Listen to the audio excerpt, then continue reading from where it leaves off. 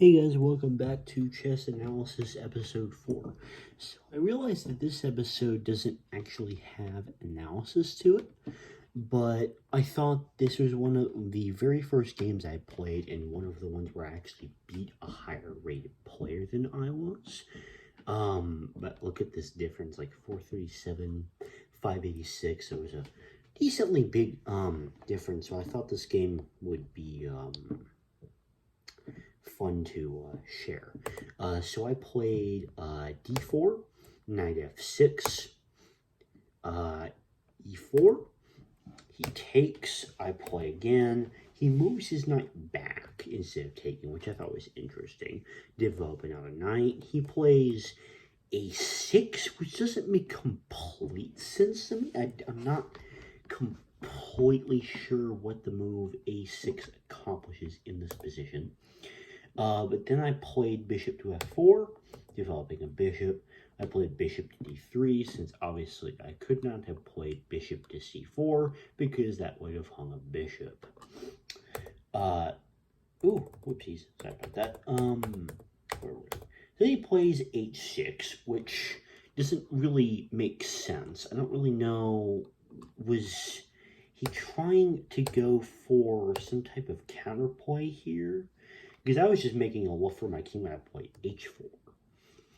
Because now I'm looking back on it, maybe I'm thinking maybe his idea was to possibly play these two moves and kind of like maybe get an attack star on both sides and then like kind of fianchetto the bishops, but like in an open way, which doesn't really make sense. So I took the knight. He pushes the pawn forward. I move the knight forward. I bring my bishop back to defend my knight. Then I bring my bishop in here, attacking the rook. I take the pawn with the knight and check. He takes back.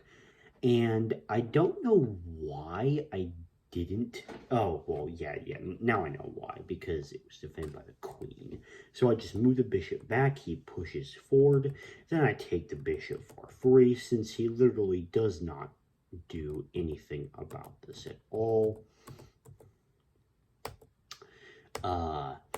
So he attacks with the rook. I move back. I bring the bishop back yet again and again. And then I take the pawn. He takes my bishop, which is probably not a great trade, but then I fork his rook and knight. And then he plays this move, which makes absolutely no sense whatsoever. I have no idea what the move bishop to e7 accomplishes. You think he'd at least like move his rook or even his knight out of the way, you know, but instead he played this move, which makes no sense to me. So I take his rook, he moves his knight, then I move my knight, he takes, I take back, he pushes the pawn, I target with my queen, he takes my h-pawn, and I take his f-pawn, he pushes, I bring my queen forward, and he moves his king out of the way. I move my queen forward, offering a trade. He is a complete idiot and does not accept it and moves his king. I have no idea what the move king to d7 is. That is a weird move. So then we trade queens. Then I deliver a check. Then I bring my rooks into the equation, and then he cuts my pawn off. Then I push anyway, and instead of capturing the pawn, he just lets it sit there. And then I found this move, rook to d8. Look at that, nasty move, because then he has to move the king up, and I can queen. Look at that. He takes my bishop, which is like, I don't care. I deliver another check and another check, and oh my god, sorry about that. Okay. Sorry about that. You just got spoils. Sorry about this. Let me just get to the same position.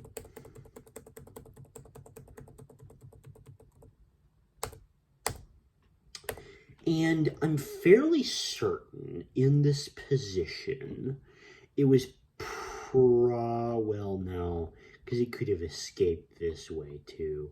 So I deliver a check, and he has to block with the pawn. So then, and actually, as I'm looking at this now, I bet that move was a missed win, because that move is actually mate. Look at that. That's actually mate. I just realized that because, like, say my queen comes here. Where can he go? Well, he could block the bishop, though. So then what would happen?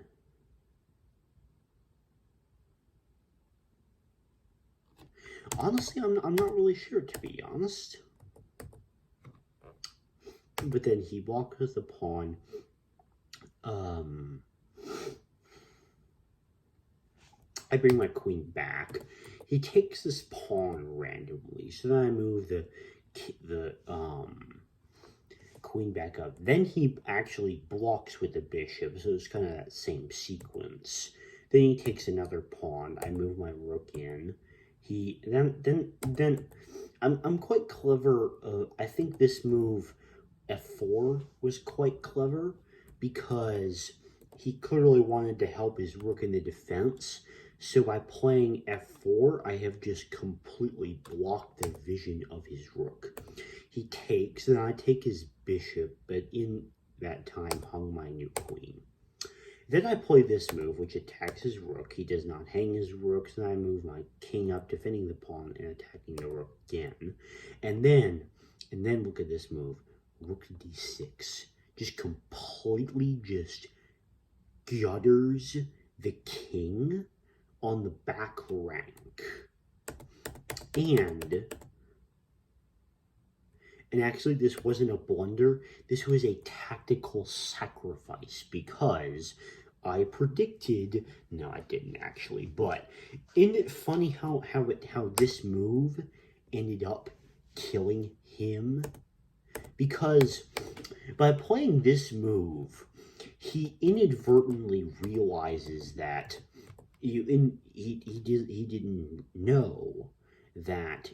Because I found, well, after those two moves, after I found rook d6, like just cutting off the king on all of these squares, then he just makes a random pawn push, I guess probably because he had nothing else to play, and it's mate.